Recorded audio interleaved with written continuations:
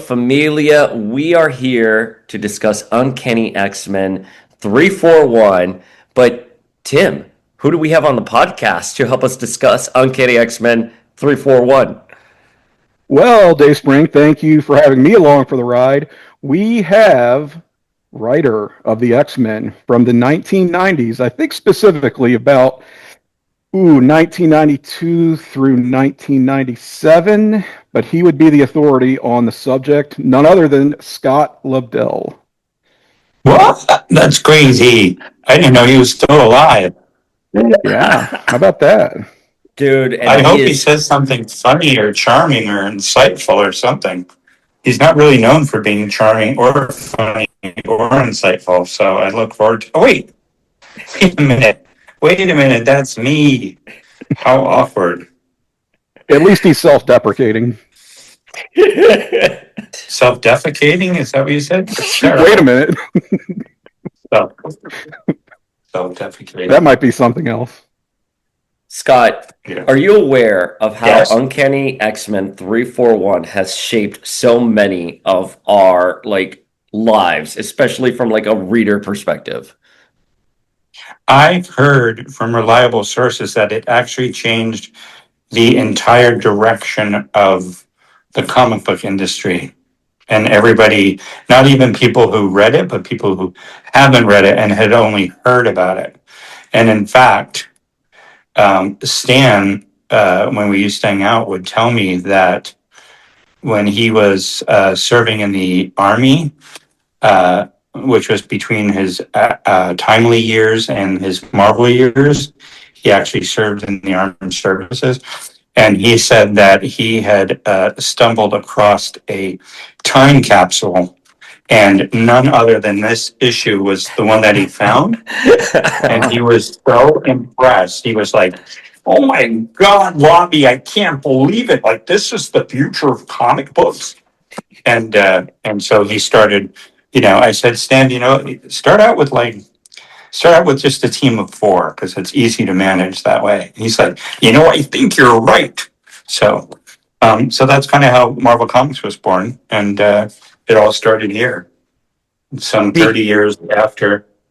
I don't know why. Because 341 somehow ended up in the time stream, landed on Stan Lee's, and that's how we have the comic book industry. That's how we have Marvel Comics. Wow. Yeah. Tim's like, yeah, that happens all the time. I mean, just the legend of Uncanny X-Men. Tim's like, I can't even muster enthusiasm for this. What's that? What he said? Still processing it, really. Yeah, that's amazing, right? Yeah. But Scott, so how did it come? How did you pitch the story? What did you always wanted to do, a holiday story? But obviously this was a precursor to a much larger story that you had planned. What was sort of the editorial process for this? I, as anybody who read a bunch of the issues that I wrote, I always really, really loved the quiet issues. I used to call them the rooftop issues because Gambit and Rogue, after Executioner's Song, it was 3 things were going on in that issue. Hank and Bobby were rebuilding Hank's hideaway, which had been destroyed, and Rogue and Gambit were sitting on a roof talking about how pointless their relationship was because intimacy was off the table because of Rogue's powers, and how was she going to have a full loving relationship with Gambit, who was kind of a ladies' man at the time anyway. So and then Jubilee and Professor X went rollerblading, and that was, I love that issue, and I've loved any time I was able to step away from the bigger stories and just focus on the characters. There's a Thanksgiving issue I did one year with John Romita Jr.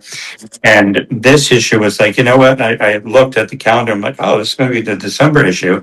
Let's just have a blast with it. And so that's how it started. But even more importantly was I was thinking of it in terms of I was getting email at the time, and I loved having Cannonball on the team. I thought he was a great, breath of fresh air in the group because, like, you can say what you want, but the X-Men are the major league, and anything other than that, Generation X, X Factors, everything else is not the X-Men. And so for Sam to become a member of the X-Men, I was thrilled by the idea of having him graduate to the X-Men.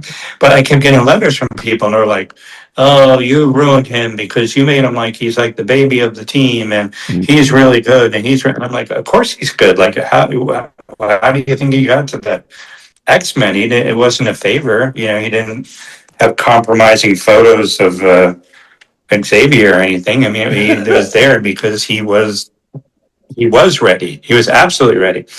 And so I was like, you know what? I'm going to write an issue where Sam shows up and kicks Sam and Gladiator mix it up, and everybody knows that Gladiator is like, it was Marvel Superman. And so he, he's the strongest character in canon at the time, and I was like, you know what, Sam's going to kick his ass, and then everybody will have to shut up, and they can't say, "Oh, you made Sam, the little baby." Instead, Sam is there. People still remember this issue as the issue that Sam kicked butt.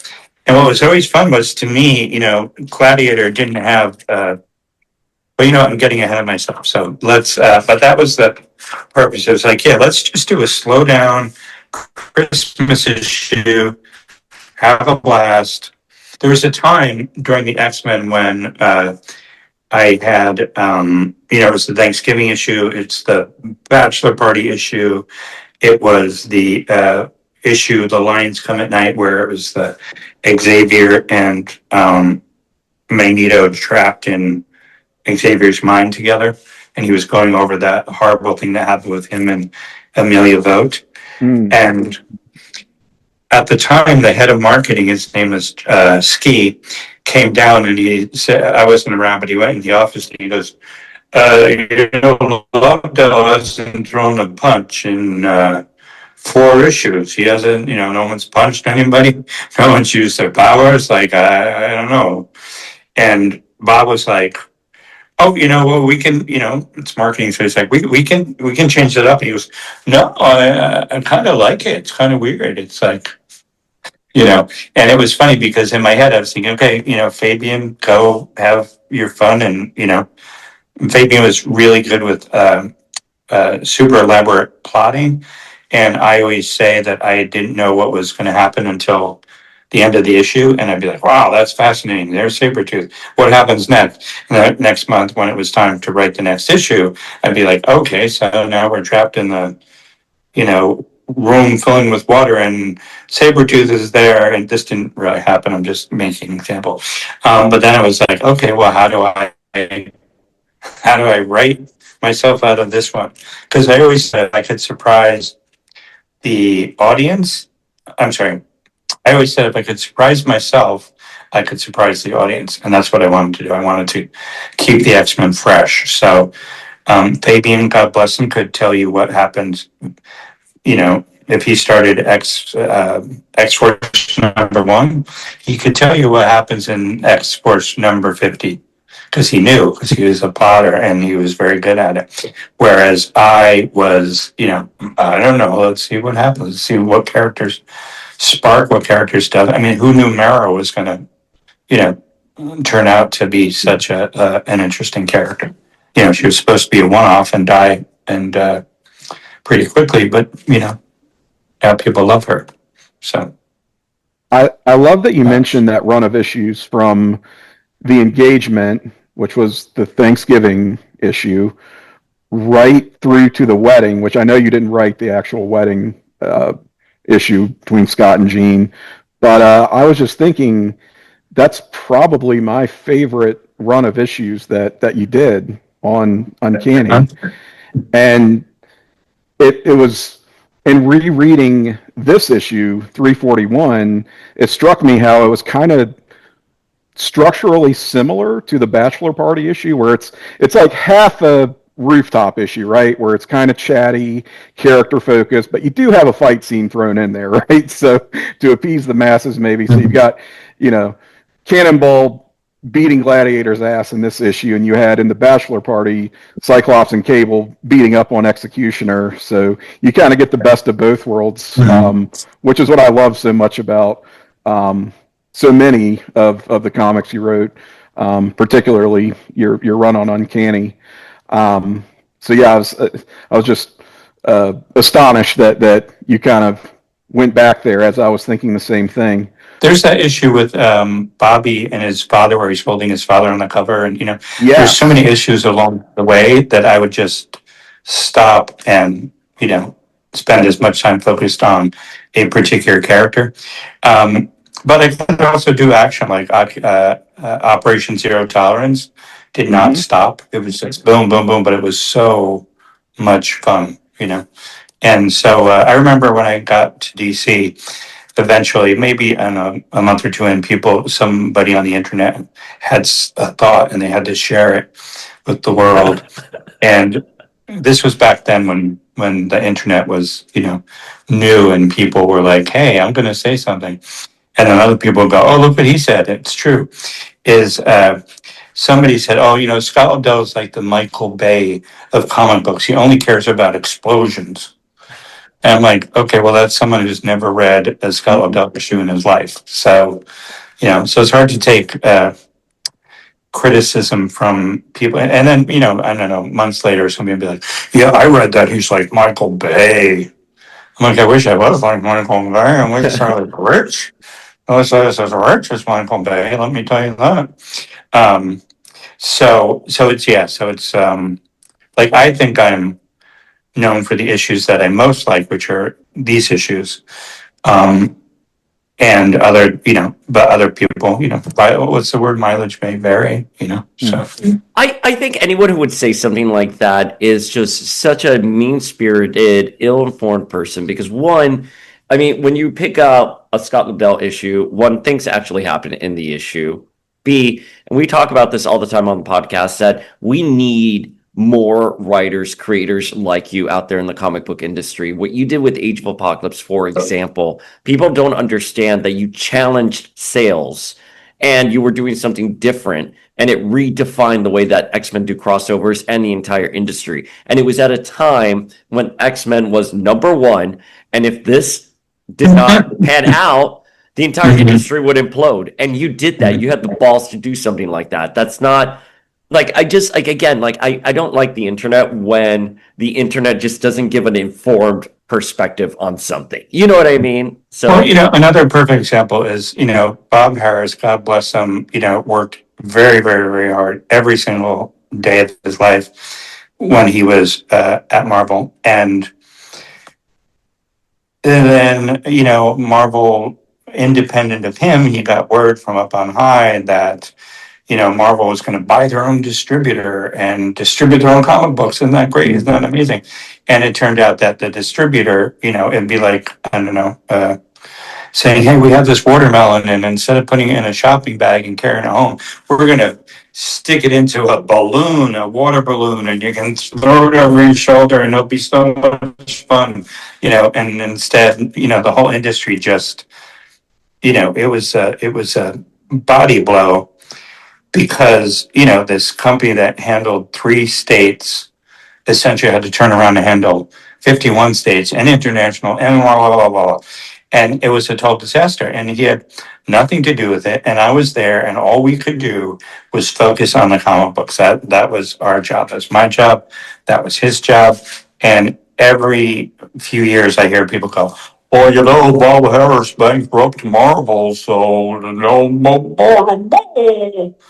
I mean, that it's so there's not even a basis for that assumption, and yet it's become legend, and it's another one of those legends that are not reality oriented. So it's like, I'll tell you one quick story is, I was, I was working with Terry Kavanaugh a lot, and Bob and he were very close. So Bob would come in, and anytime Bob was in the room, I'm like, I'm not going to say anything. I don't want to pay attention to myself. I just, Bob and Tom DeFalco, I'm like, I'm good. Not going to say anything. And I just sit there and work on the pages. And one day I had gotten approval to do this Beast story, and halfway through the Beast story, he lost.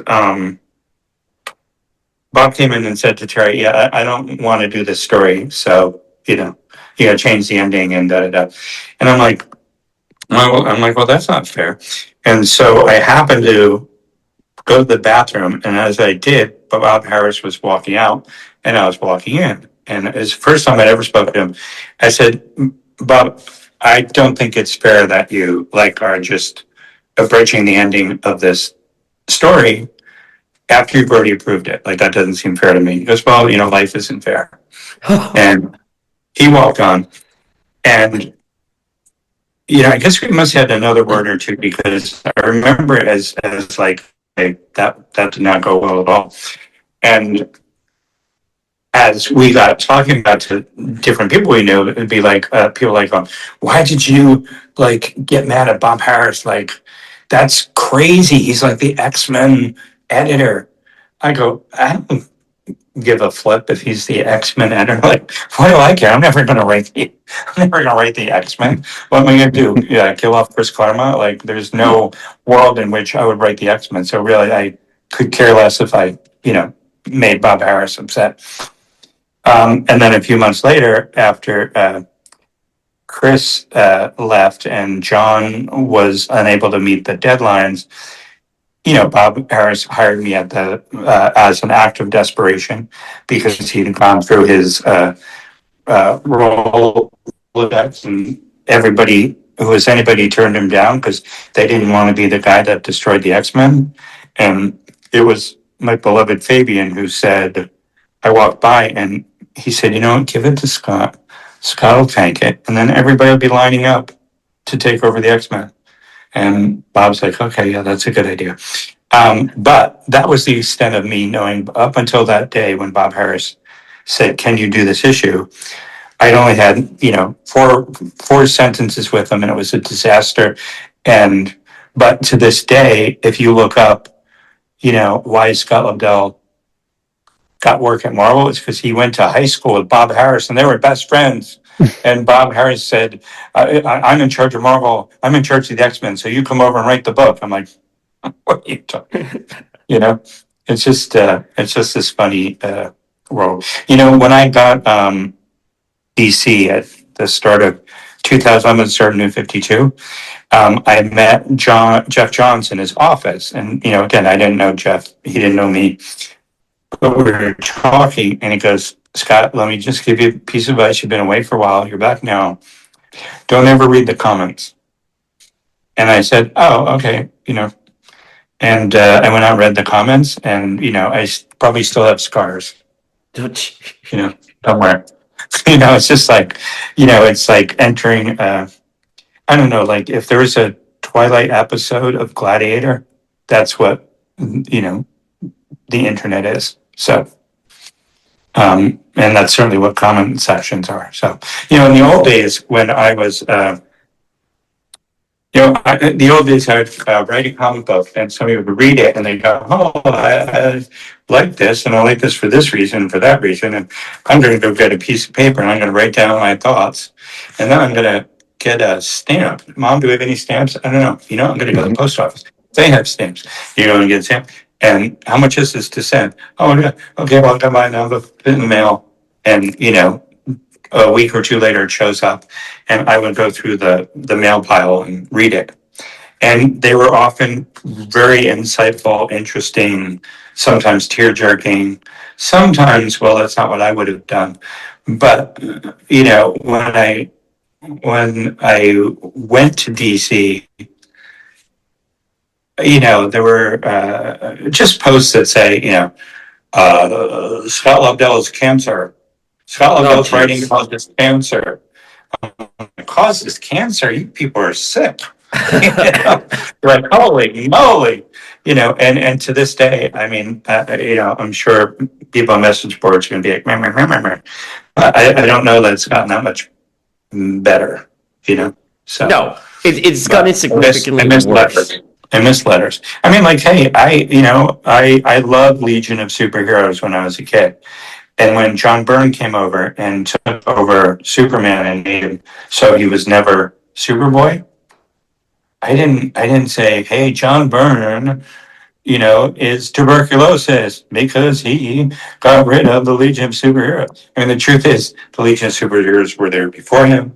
They'll be there after him. They are there after him. But it's just so, I don't know, the internet, oof, so ugly. Oof. So, but. I have a question about Joseph. How was Joseph created? Was he always supposed to be, because he's become a very contentious character over the decades, but was he always supposed to be Magneto, like a DH Magneto without any memories, or was it always a plan that was going to be revealed he was going to be a clone?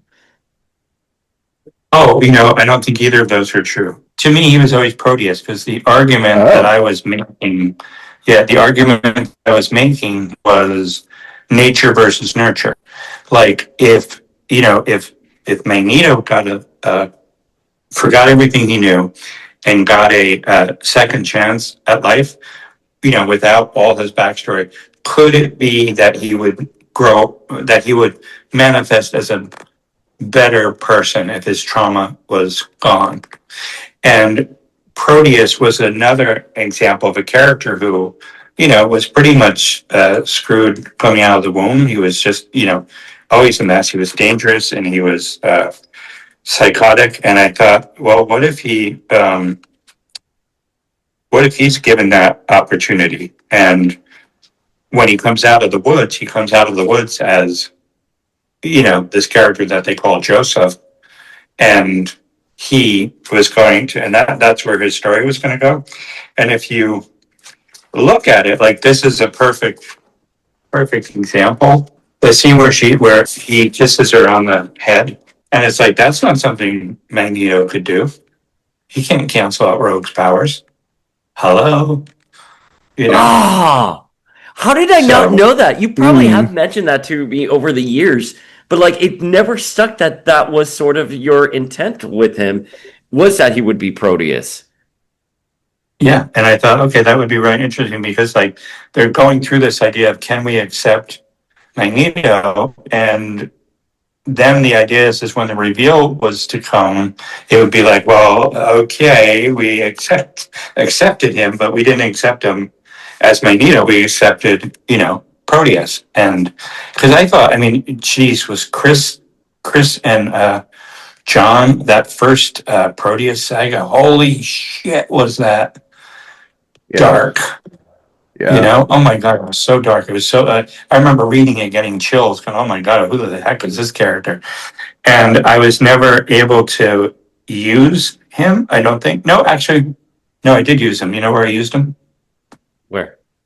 Can you remember? I'm trying to remember where you used Proteus. Hang on. No, looking. I'm not looking. I'm looking to the side of my. I don't remember. I can't remember off the top of my. Can you tip? I'm pretty sure. I remember there was an annual crossover, but that wasn't you, was it? No, he was yeah, in a he was in a crossover event that was Star Trek meets Oh X-Men. God, yeah. Oh, That's right, the one shot. Uh-huh. No. And really, I mean, there's a character that, I think even I always thought he was on par with Dark Phoenix, but at least Dark Phoenix had an anchor, and that anchor was Jean. And, Proteus didn't have that. So the idea of having him come in and join the X-Men, I mean, I think I told you once, I really would love to have done an issue of Batman, I mean, a miniseries, where Batman gathers this new team of 5 superheroes, and he, did I tell you this? no, I don't remember. Okay, what I wanted to do is have him do these 5 superheroes from nowhere, gathers them together, and just trains them. And they are the best. They are the next generation of heroes. They are like, if they had to take on Justice League of America, I bet you they could pull it off. Like that's how good. I mean, they had Batman as a tutor. Like how awesome is that? And so one day they're all sitting around, and Batman drops down from the skylight and grabs their teacher, who's Batman, and starts beating the shit out of him. And the teacher just laughs and laughs, and his makeup fades off, and it's Joker. And he's like, "What did you do? You took these people, and you went." And he goes, "Yeah, guess what I did? I just made the best superhero team ever, and no one can stop them." And he's like, "Yeah, but you're a villain. It doesn't matter. I'm a villain. I did what you couldn't do. You're always you're all your Robins. You're running off here. They're running off there. But I did you one better. So live with that, you moron. You bat moron." Wouldn't it be kind of cool? I would love to see that. Would you? Wouldn't that be think we awesome? should do it, man. Do it. Yeah, absolutely. It's not too late. One of the things about this issue, Scott, are the homages to what was it? Is it X-Men 98? 98. X-Men 90. I think of it as the start of the Phoenix Saga, really. Yeah. How So did here's those 22. homages come about? Like in those first issues, Scott, or the first pages? Oh, it was. I mean, I think if you look, it's so very much like that issue of. I don't remember the original issue, but remember that original Christmas issue? It's like maybe 98, 97, 97, 98. And I also did it again. I did this was fun. I did a 8-page story for Marvel Comics Presents that started out with that scene and then went from there. But I got to do it with aging Dave Cockrum. So that was really fun. So you can see this is sort of an homage to my homage to Chris and I wondered if you would bring that up or if you remembered, because I feel like that would have been one of your first X-Men stories at the time. I think it was reprinted in one of the holiday specials from like 1991 or something, right?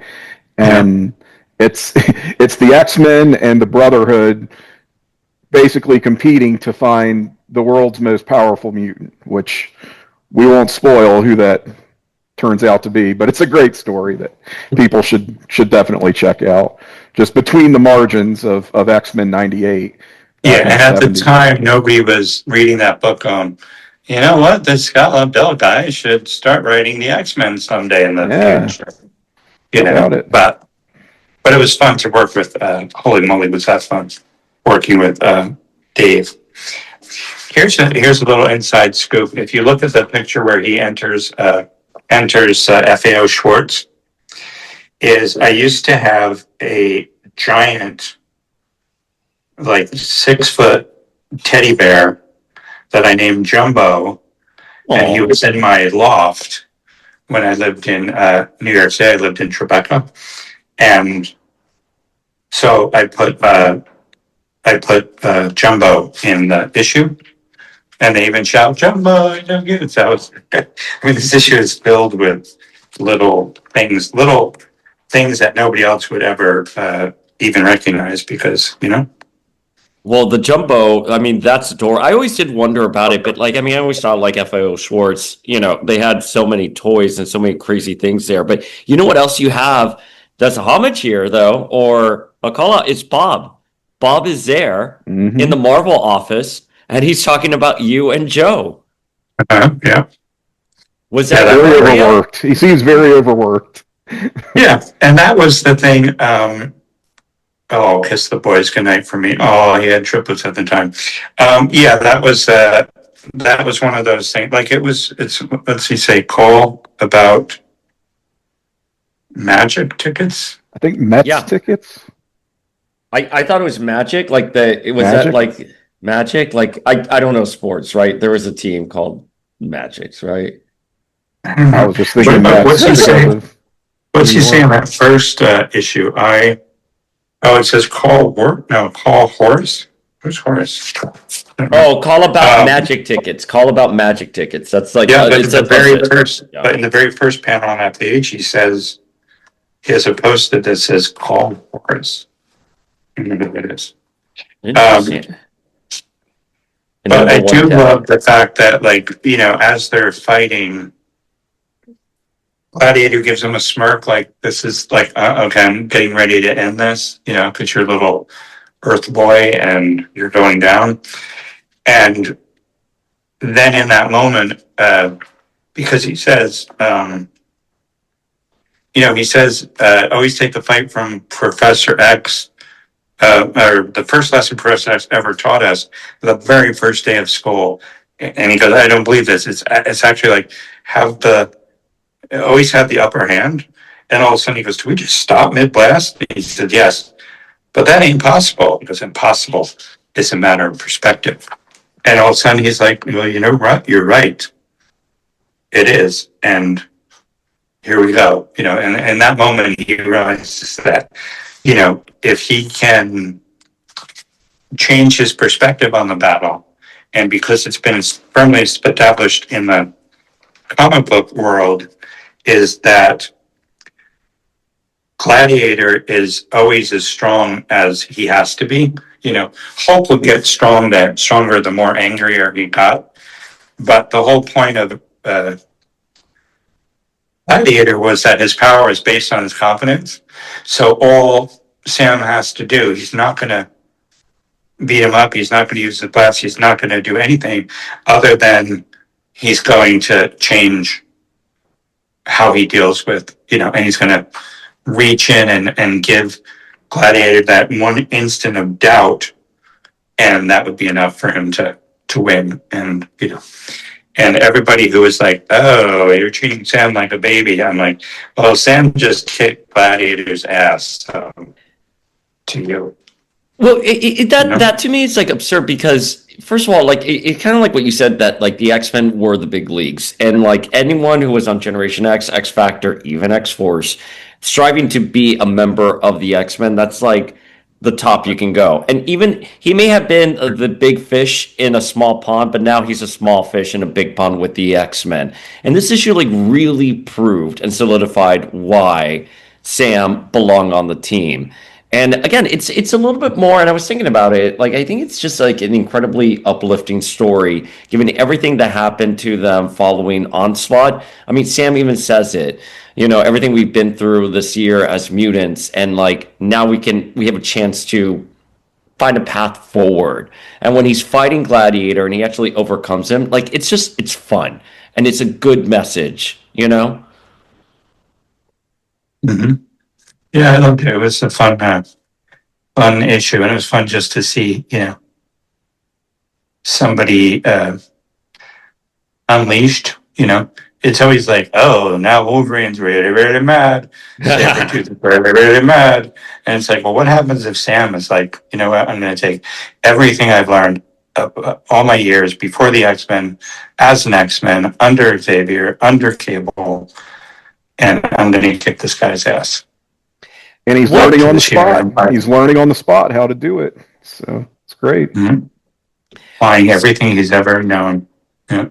Scott, this was a precursor though to like the much larger Shi'ar story where you intended to have Bishop, Beast, Rogue, Joseph / Proteus. You intended to have them off in space for a very long time. This wasn't as neatly. We got it very neatly resolved, but you had larger plans. Can you share what those larger plans were for the folks at home who probably don't know? Well, there's always this kind of internal rule that the X-Men never lasted in space. They were never as interesting because you took away the live in a world that fears and hates them.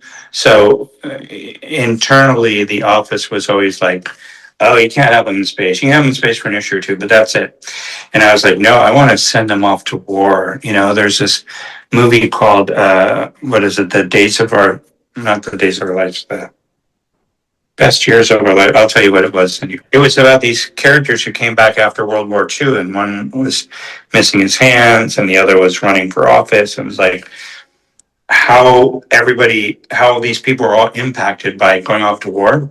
And what I wanted to do was to let the X-Men go off and just, I don't want to say brutalize them, but I was really going to do something so that when they came back, the other X-Men were like, oh, great, you're back. Beast, you're back. Sam, you're back.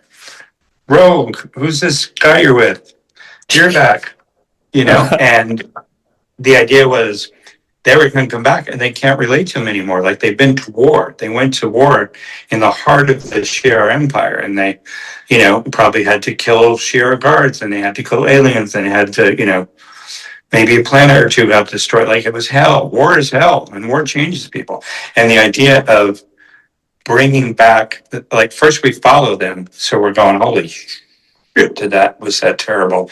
But then the idea that at the end of the day, they come back from the world, and whether you call it the blue team or the gold team or whatever, it's the idea is you'd have these 6 X-Men who were very, very close and loving with the rest of the team, and then come back shell-shocked and changed, and and what does that mean? And I thought, oh, that'd be really fun, because one of the things, like, Galactus is a perfect example. There's never going to be a good Galactus story. What do you say? There's never going to be a good Galactus story, because at the end of the day, Galactus wants one thing, and that's to eat the planet. And guess what? He's never going to eat the planet. So every story, Dr. Octopus, if he wanted to dig up Uncle Ben and, sell him to Craven as a necklace, yeah, he could do that. Like, it's a little creepy, but he could do it if he wanted. But at the end of the day, Galactus is never going to eat Earth. Similarly, at DC, Trigon only wants to take over, like, raise hell up from hell and take over Earth, and essentially reduce Earth to a cinder, and in its place there is Trigon's hell. And guess what? That's never going to happen. So to me, sometimes you get these villains and it's like, it's not going to happen. So why am I don't find it entertaining seeing Galactus being thwarted again, because I know as soon as he shows up, he's gonna not win. So it's just a matter of, okay, well, how do they beat him this time? What's Reed gonna pull out of his butt this time to stop him? And similarly, there are things you can't do with the X-Men per se. You can't kill half the team, at least not, maybe you could now because no one cares, but back then, when people used to care about them, you wouldn't be able to do something like that. But you could send them off to war, and you could test all their, ideas, all their lofty ideas about defending a world that fears and hates them. And it's like, okay, what if you're not defending the world? What if you're like on the offensive instead of the defensive, And so that's what I was looking forward to, is to try to really put everybody through their paces. And you saw it again you saw it a little before with Operation Zero Tolerance, where I was tired of seeing, when I was a kid, the X-Men, I remember a time when they showed up in a station wagon, and they're like, we're here. And people are like, is that a station? Like, you have to do just pull up in a station wagon. And back then it was like the X-Men had nothing. They had the school, but the school wasn't really a mansion. It was like, a few rooms in a house.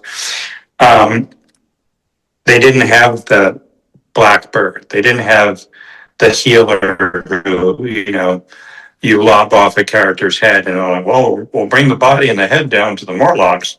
And I'm sure the very gracious Morlocks will stitch their head back on. You know, you didn't have Forge who would be like, "Oh, you need a TARDIS? Hold on a second. I'm almost done with this TARDIS that I've been working on. Give me a few minutes." And that was the whole idea of taking the X-Men and having Bastion take everything away from them and put them on the run. And, so I like those stories where you go, okay, what can I do that comes as close as you can to stripping them back to who they were. And that was the whole point of this epic story. I was going to continue the X-Men with the adventures that we mostly know of, and all, every once in a while I'll be thinking, geez, I hope, I wonder where they went. They just disappeared on Christmas Eve. And, but what happened was they were haranguing me so much because, they just editorial kept saying, you gotta get them back, you gotta get them back. Why are they in space? They shouldn't be in space. You gotta get them back, you gotta get them back. So I forget what issue it is, but you can look it up. And there was, I called up Joe. Oh, it's the Marrow issue, where what happened was Joe said he really wanted to draw Spider-Man. And I was like, we've had so many good artists over the years. Joe's the best artist around. If he wants to draw Spider-Man, let him draw Spider-Man, and we'll get. There's always another really good artist, whether he's like ready, like a Brandon Peterson, or is about to be ready, and you can watch them grow into the role. And they said, no, he has to stay on the X-Men. So I said, So I wrote an issue where there are no X-Men in the issue. It's just Spider-Man and Marrow. And a huge portion of the issue was J. Jonah Jameson, where Bastion comes and says, listen, I need you to smear the X-Men like you do with Spider-Man. He's like, I don't even smear Spider-Man. I don't smear Spider-Man. I mean, Spider-Man's a menace. It's my job to, protect the city and put the spotlight on him. Because what do you think? You think I'm a puppet? You think that Daily Bugle is a joke? Hit the road. And and it was so much fun to write that issue. And if people haven't seen it, they should, because it's like an awesome issue. And if I do say so myself. No, it is one of your best issues. Agreed. Thanks. And it's a great take on Jonah too. You had set it up, and I think some earlier issues where Jonah was being pressured, to, like you said, smear the X-Men, smear the mutants, as Operation Zero Tolerance was gearing up. So, it definitely was something that, even if it was kind of a backdoor issue of Spider-Man, it had some DNA from earlier subplots. Oh, well, that was the perfect thing about it too, because I was curious as a writer and as a fan, what does the rest of the Marvel Universe actually like? We always hear they're sworn to protect a world that fears and hates them, but the idea is that what does the average person think of mutants? And I thought, well, J. Jonah Jameson is average. Peter Parker, aside from being Spider-Man, it's like, he certainly has had shit hurled at him over the years. So when he sees things in the papers about how badly the X-Men and mutants suck, his inclination is not going to be, oh yeah, they probably do suck. I shouldn't be seen with them, and so that's what I wanted to do. I really wanted to examine. So you say it was sort of like a Spider-Man version, a backdoor Spider-Man story. And it was, but more importantly, it was, what does the average person think of Spider-Man? And J. Jonah Jameson is probably the most average guys in the world, he, aside from his fact his son was a werewolf, and that doesn't happen very often, as much as you think. It's a Marvel universe, what are you gonna do? But yeah, so that was really fun. But okay, back to the story though. So they kept saying, oh, get him out of space, get him out of space, So I was working on that issue, and I called Joe up. I said, Joe, what are you drawing right now? And he goes, "Oh, I'm drawing Gambit on a planet," and he looks down and he sees, these two people behind him, Spat and Grovel. Spat and Grovel are behind them, and he's surprised. I go, okay, well, when he's splashing his water on his face, let the water pour off, and we find out that they never went to space. They're in the danger room, and that was the end of the story. And he goes, okay. No one ever wrote. No one ever talked. No one ever asked me about it. No one ever asked editorial. They never sent any letters. They're just like, oh, huh. I guess that's weird. And that was it. So I do remember that scene. Just in my head, I'm picturing Gambit, splashing the water on his face, and it was one of those, like, it seemed like maybe they weren't back from space yet, or you weren't really sure where they ended up, and I always kind of wondered what the story was with that. So that makes a lot more sense. Hearing now, 30 years maybe later, they were never in space. it. It was just a knew it. simulation. That so makes so much more sense. So many people are going to be watching this, and half the audience is going to go, "That was obvious." It was.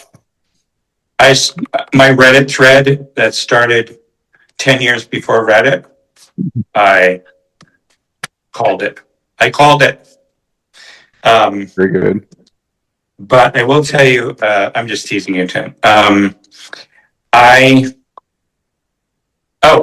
and Grovel. Do you remember what Spat and Grovel looked like? Yeah. Oh, yeah. Okay, really so let's short, put it, blonde. Yeah. Yeah, let's put it on the screen. Oh, look at that, Spat and Grovel. There they are. I love them because they were former bounty hunters, and she was his lover at one point, but he did something that made her start to grow backwards. So even though she's getting younger and younger and younger, she's still herself. So she's just trapped in this absurd body, and she still dresses like she dresses when she was a bounty hunter. And Grovel was also part of the group.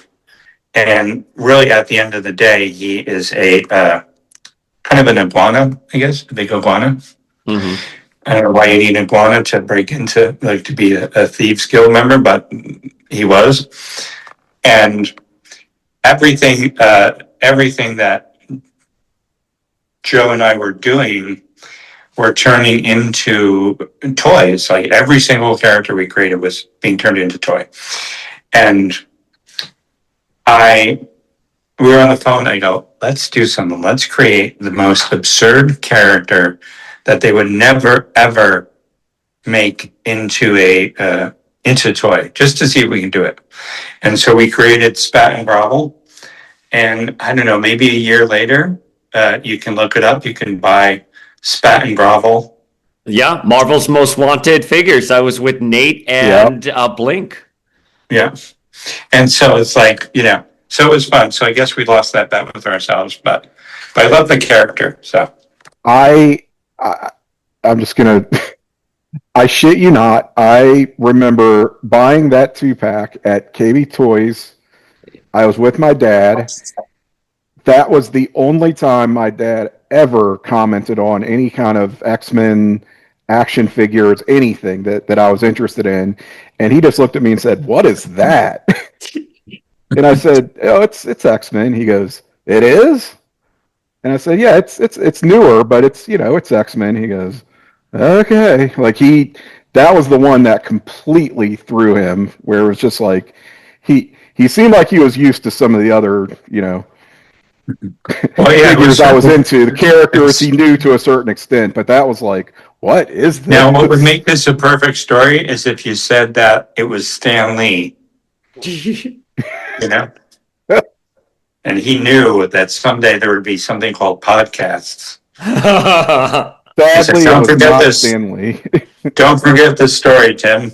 Right. Don't forget this story. It's a great story about the origin of Spat and Grovel. So, love it. Yeah, no, it was. It feels so bad we wandered so far off course, but when don't we? I wanted to bug Scott a little bit about how, he's writing both main books at this time. And I feel like that had been the case for a few issues now. And just what that's like pressure wise. Is it, obviously it's more work, and those aren't the only books you're writing for Marvel. So, You mean at the time? At the time, yeah. Well, it's funny because I was writing Agents of S.H.I.E.L.D. and I was writing another book. And Bob, and again, we didn't know each other very well, but I think I've told this story before, and maybe I've told you guys, but it was, I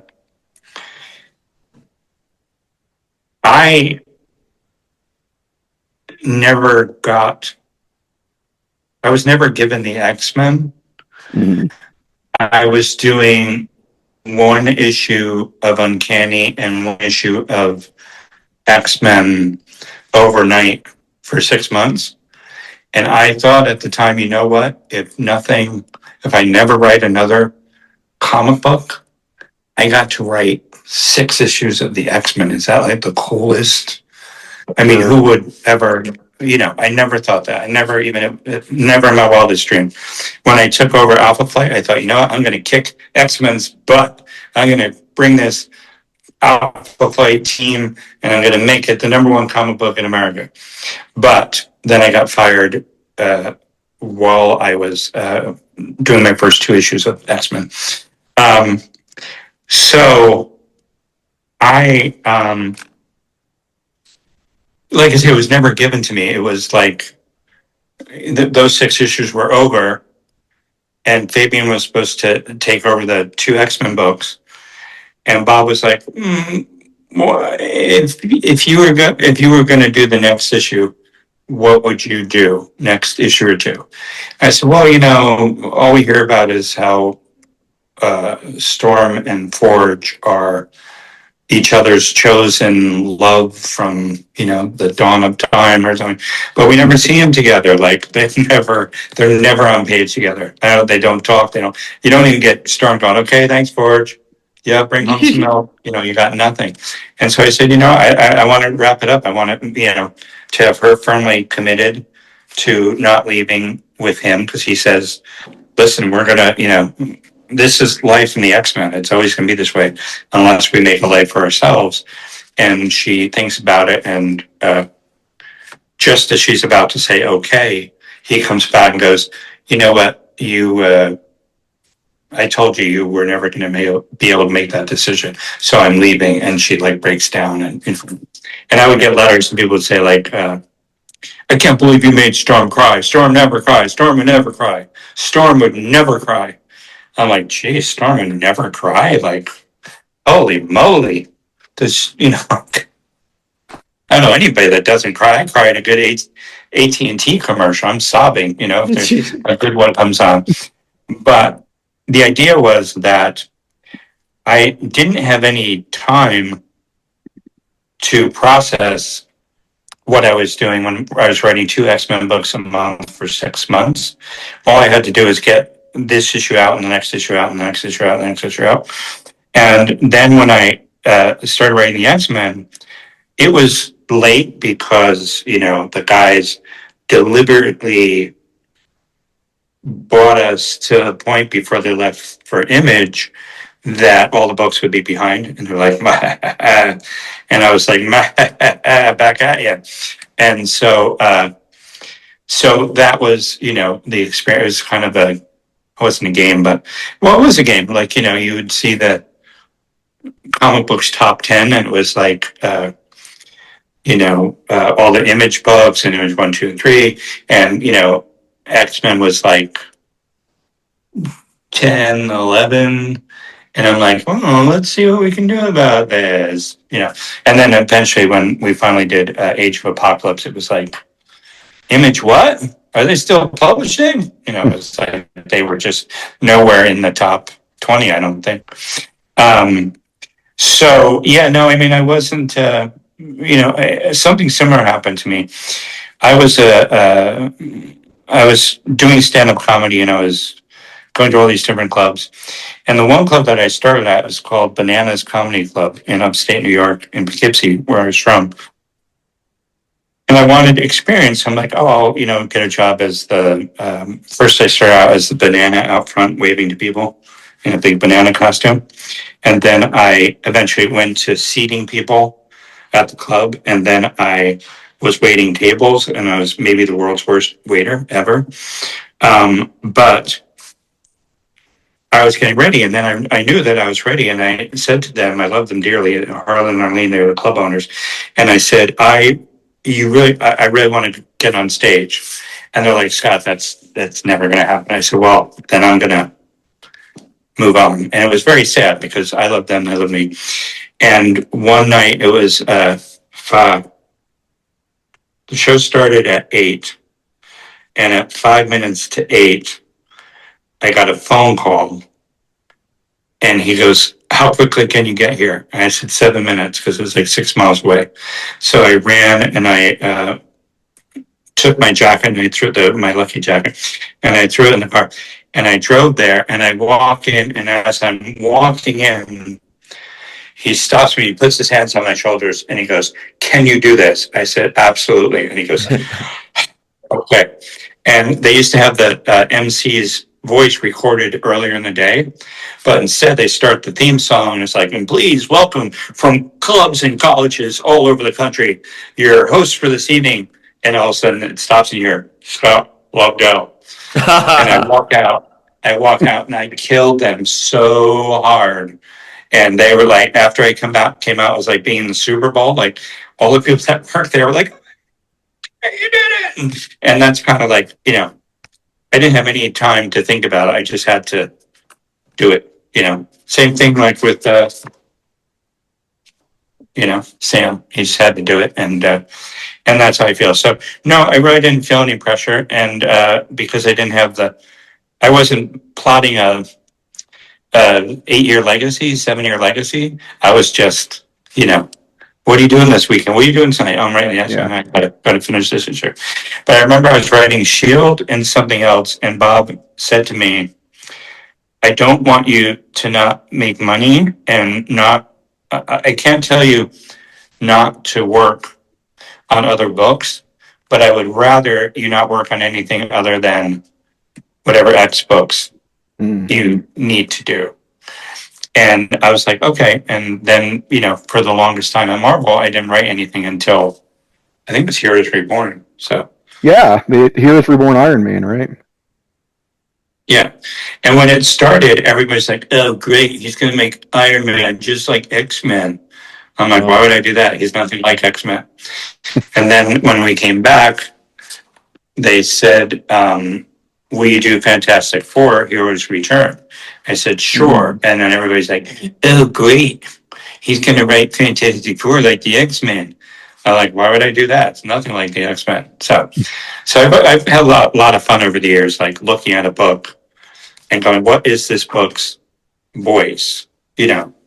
Not just the words that are coming out of the characters' mouths, but, the captions, the type of stories you're telling, is it a first person present narration? Is it, and so that was really,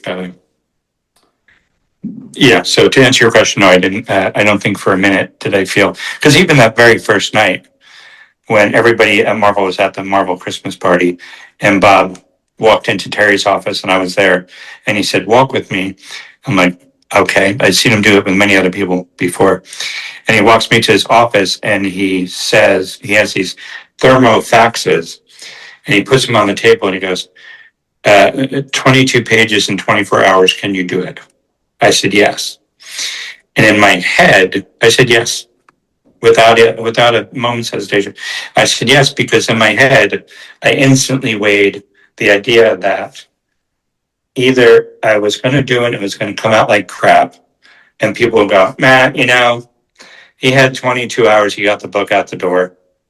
What can you do? Or it was going to be the most amazing thing I'd ever written in my whole life.